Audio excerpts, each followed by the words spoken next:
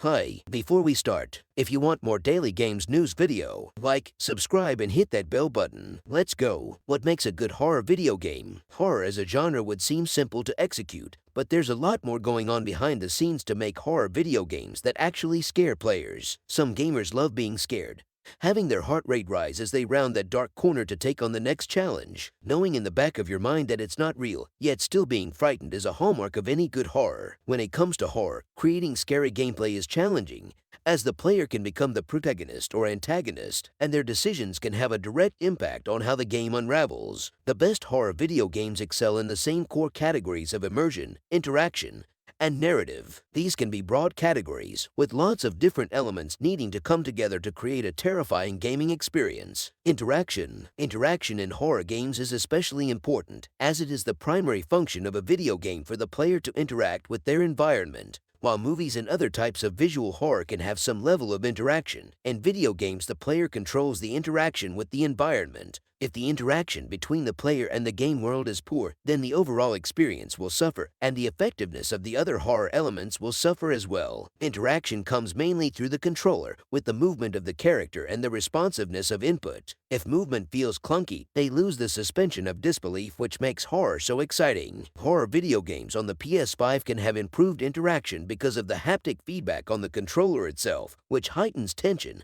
and emphasizes key moments in the gameplay. Immersion. Immersion is the second characteristic of a good horror video game. If a game is immersive and well realized, the player can completely lose themselves in play, allowing everything to feel more real. This sense of false realism is what makes the scares that much more effective. Immersion can come in many forms, but the primary factors are the atmosphere, the graphics, and the narrative. Atmospheric games make effective horror video games because they create a sense of the unknown, of the weird, and of the downright creepy. It can change horror from simple jump scares to the kind of grotesque horror that make franchises like Saw so popular. Graphics are also a very important element, especially in today's modern age when consoles and PCs are capable of creating ultra-realistic imagery. Narrative. The narrative is the final important element of a horror video game. If the story is uninteresting or lacks cohesion, how can the player be expected to be drawn in and feel any sense of tension, dread, or fright? A bad narrative can completely ruin the experience of a horror video game. Narrative also has a big impact on a player's immersion,